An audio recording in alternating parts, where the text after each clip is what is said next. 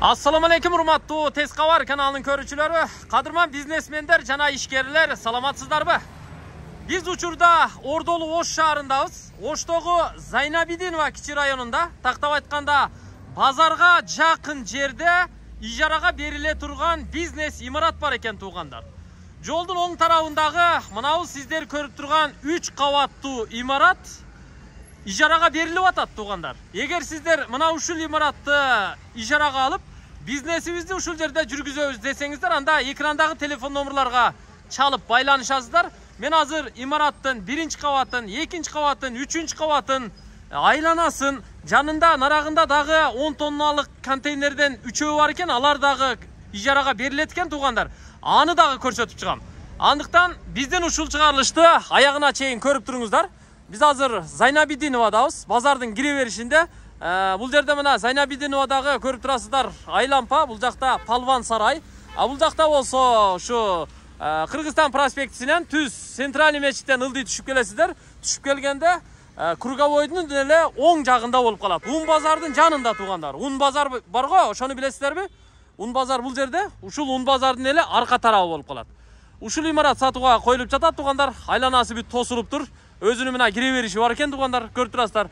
3-чү кабатын үстүн көрүп турасыздарбы? Ал жерде дагы крышасын бир өзгөчө кылып жаап, эми Кудай кааласа күн жылыса стеклянный кылып 3-чү кабаттын ичинен эшик ачып берем дейт. Ал жерге дагы бир бизнес бөлмө ачылат дейт тугандар. Азыр сиздерге толук көрсөтүп чыгайын. Балким бул имаратта сиздер бизнесиңиздерди жүргүзөрсүздөр. Бул имаратты бүгүн өзүм көрсөтөм, анткени имараттын ээси өзү алыста экен. Барсаңыз охрана ачып берет. Өзүңүз тарта бересиз, көрсөтө бересиз деди.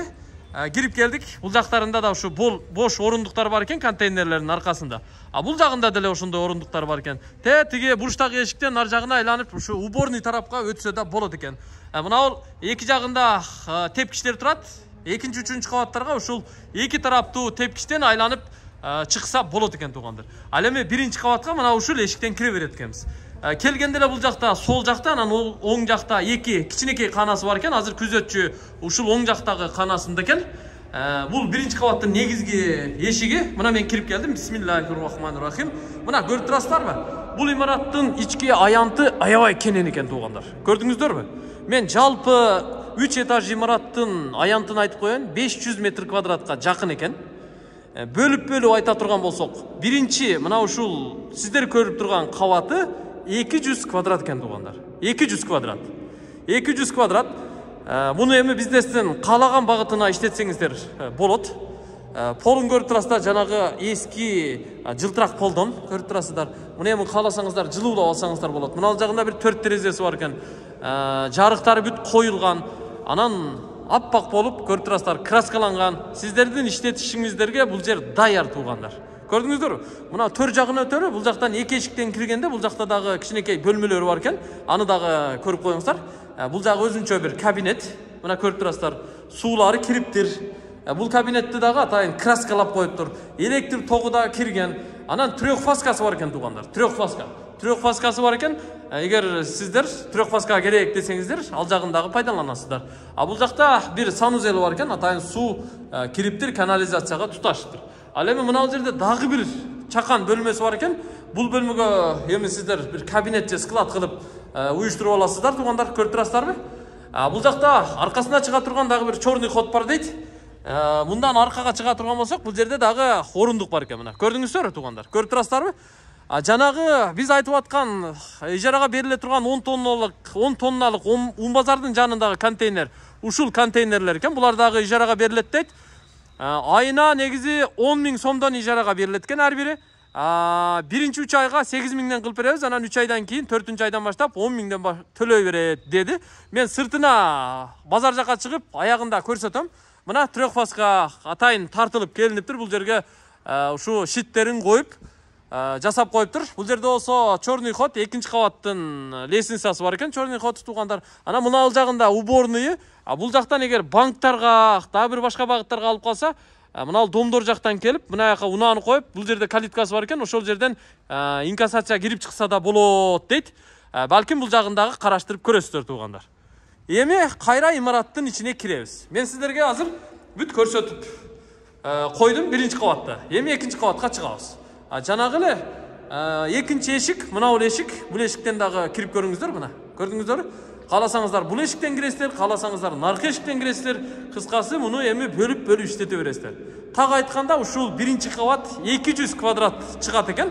Сиздердин иштетишиңиздерге даяр туугандар, мына. Көрдүңүздөрбү?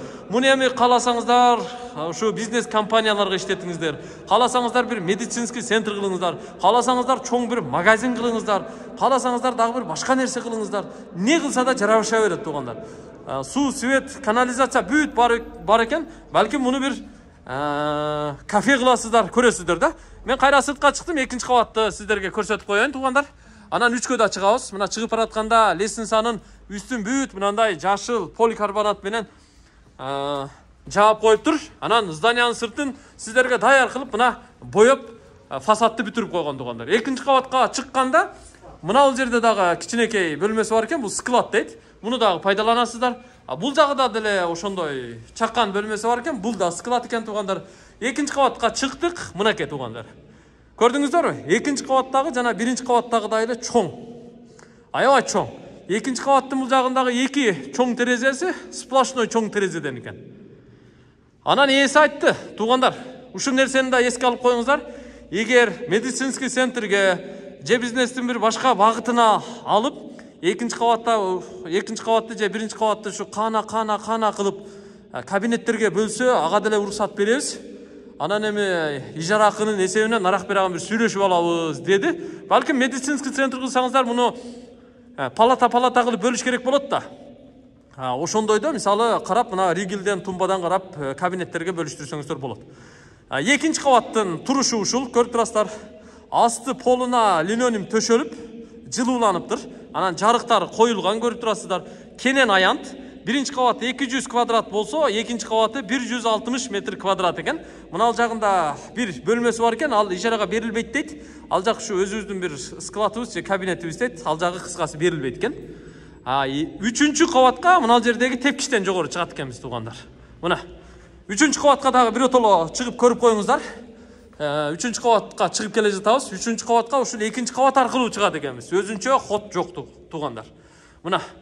Бул болсо үчүнчү кабаты. Үчүнчү кабатында терезелери көбүрөөк. Жана биз сиздерге сырттан көрсөтпөдүкпү? Тетиги жактан туруп.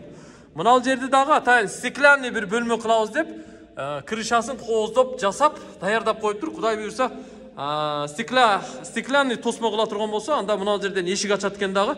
Нар жакты өзүнчө бир панорамный кабинет кылып берет экен туугандар сиздерге. Аны да пайдалансаңыздар болот. Үчүнчү кабатка дагы мына суу чыккан, канализация келген. Бул жакта мына базар, көрдүңүздөр? Оштун маанилүү базары ушул. Бул жагы Сайыт Муктардан бери карап келет да. Кургойдун эле жанында туугандар. Көрдүңүздөр? Мен эми үчүнчү кабаттын аянтын сиздерге айтып коеюн. Үчүнчү кабаты 120 квадрат экен. Мында дагы мына жагында бир эки кабинети бар экен. Ал жагындагы ушу жаап койгонбуз, ал жагы иштетилбейт, ижарага да берилбейт дейт. Эми үчүнчү кабат ушу 120 квадратты мына сырткысы менен кошуп иштетесиздер. Үчүнчү кабатта мына көрүп турасыздар, бул жагында атайын темир решетка эшиги бар экен. Кааласаңыздар бул жерди дагы тосуп алсаңыздар болот. Үчүнчү кабаттын дагы полуна атайын линолеумду төшөп, жылуулап коюптур. Электро точкалар дагы коюлуптур. Ар жерге туугандар жарыктары бар. Ортодо бир гана түркүгү бар. Кааласаңыздар бөлүп алсаңыздар болот. Эми бөл дегенибиз, эгер бизнестин кайсы бир багытына ала турган болсоңуздар, кана кылып, жеңил конструкция менен бөлүш керек болсо, ушу тумба ригилге карап бөлүштүрүп аласыздар туугандар. Ушул биринчи кабатты, экинчи кабатты, үчүнчү кабатты мен сиздерге толук көрсөтүп бердим. Биринчи кабаты 200 квадрат, экинчи кабаты 160 квадрат, ал эми үчүнчү кабаты 120 квадрат болду. Жалпы аянтын 3 этажды эске ала турган болсок, 500 квадрат чыгып атат.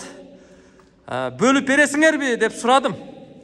Этажга бөлүп бересиңерби ижарага десем, андай деле сүйлөшө беребиз дейт. Мисалы, экинчи кабатты өзүнчө, үчүнчү кабатты өзүнчө, биринчи кабатты өзүнчө келишип калсак бере беребиз. Эми бизнесинин иштетишинин багытына жараша карап көрөбүз деди. Анан сиздер сурап атасыздар да. Бу ижарага ар бир этажын же болбосо общий 3 этажды канчага бериши мүмкүн деп атсаңыздар керек. Баасын мага доллардын ойноп аткандыгына байланыштуу айта албады. Чынын айтайын. Ака чала берсин, же болбосо келип зданияны көрсүн дейт. Анан бул жагын бизнестин кайсы багытына иштетет, ошого карап көрүп туруп, анан сүйлөшүп алабыз өзүбүз. Азыр биз так бааны да айта албайбыз. Долларда ойноп атат экен, өзүңүз көрүп атасыз деп ушинтип айтты. Эми бул жагын өзүңүздөр ижара акысын сүйлөшүп алат экенсиздер туугандар. Ушул ижара акысын азыр мен сиздерге так айта албайт экенмин. Эми кайра ылдыйга түшөбүз. Мен жанагы контейнерди дагы сиздерге көрсөтүп коюшум керек. Ага чейин бул жагындагы уборный тарабын дагы көрсөтүп коеюн.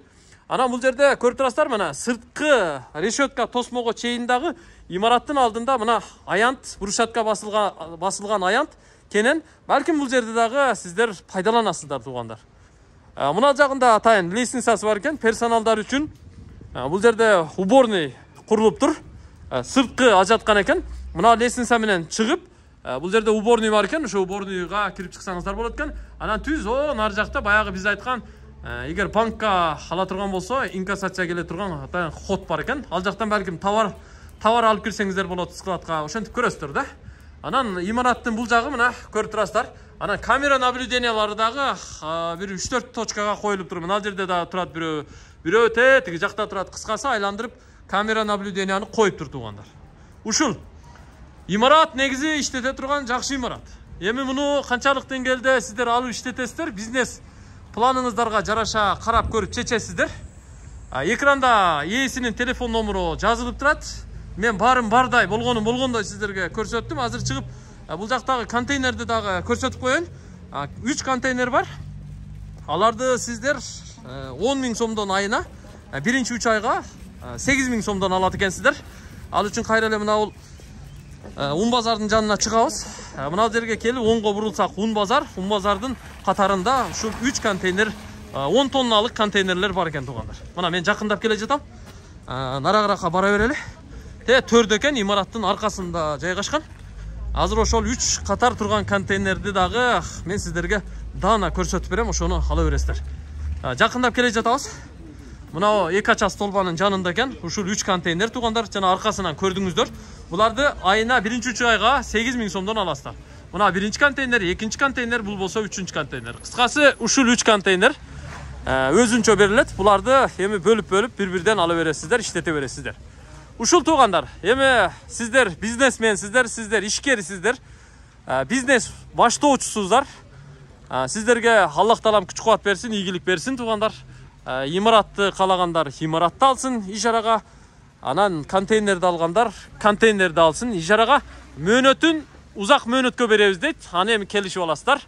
Узак мөөнөткө келишип алсак, биз үчүн дагы, ал өзү үчүн дагы жакшы болот. Ушул жагын баса белгилеп айтып коюңуз деди. Экрандагы телефон номерларга чалып байланышасыздар. Кыскасы мындай бизнести Ошто ушул жерде жүргүзө турган жер туугандар. Адам көп келген, базардын кире бериши, маршрутка, бүт маршруткалар ушул жерден өтөт туугандар. Ушул карап көрөсүздөр эми имаратты кайсы багытка иштетет экенсиздер эми. Бизнес планыңыздар даярда. Туурабы? Карап көрүңүздөр, сиздерге сунуштайбыз. Көрүшкөнчө аман туруңуздар. Ийгилик болсун.